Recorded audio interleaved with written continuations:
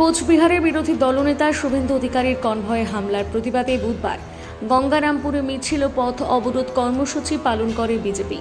গঙ্গারামপুর শহরের চৌপথি সংলগ্ন এলাকায় টায়ার জ্বালিয়ে পথ অবরোধ করা হয়। সেই সময় ঘটনাস্থলে সাদা পোশাকে উপস্থিত ছিলেন গঙ্গারামপুর থানার টাউন অফিসার বিশ্বজিৎ বর্মন। তিনি বালতিতে জল নিয়ে আগুন নেভানোর চেষ্টা করতে গেলে উত্তেজনা চরমে ওঠে এবং শুরু হয় পুলিশের সঙ্গে বিজেপি কর্মীদের ধস্তাধস্তি।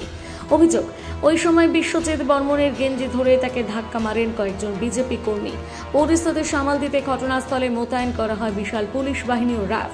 এই ঘটনার জেরে গঙ্গারামপুর থানার পুলিশ বিজেপি বিধায়ক সত্যেন্দ্রনাথ রায় সহ একাধিক বিজেপি কর্মীর বিরুদ্ধে শতপ্রণোদিত মামলা রুজু করা হয়েছে বলে জানান গঙ্গারামপুর মহকুমা পুলিশ আধিকারিক দীপাঞ্জন ভট্টাচার্য। এই বিষয়ে তিনি বলেন, এই ঘটনাটা হওয়ার পরে আমরা ওখানকার যে ফুটেজ গুলো আছে সেগুলো ভালো করে দেখি, ভেরিফাই করি এবং তারপরে কিছু লোককে চিহ্নিত করি এবং আমরা সুমোটো একটা এফআইআর লঞ্চ করেছি এবং এরপর লিগাল অ্যাকশন নেওয়া হবে যেটা নেওয়া আছে।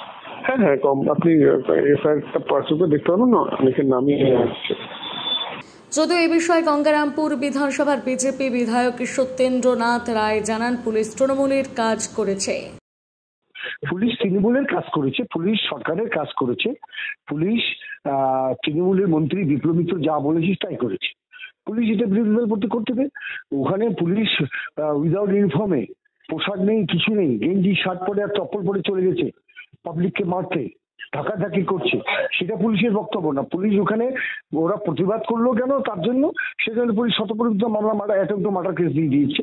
পুলিশ তৃণমূলের কাজ করেছে, এই জন্য পুলিশকে ধন্যবাদ, অভিনন্দন, তারা ভালো করেছে। বাকি কাজটা আইনের সঙ্গে বলা হবে। জজ কোর্ট থেকে হাইকোর্ট, হাইকোর্ট থেকে সুপ্রিম কোর্ট যা হবে আইনের সঙ্গেই হবে।